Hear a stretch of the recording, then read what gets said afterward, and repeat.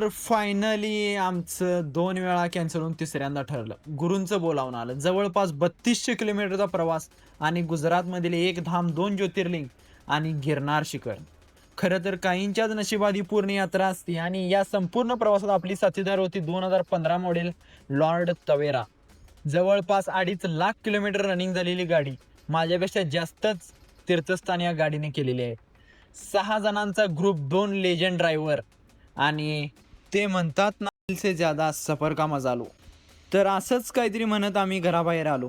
Zen झेडपासून लेजेंडपर्यंत असा पुरेपूर 6 जणांचा ग्रुप.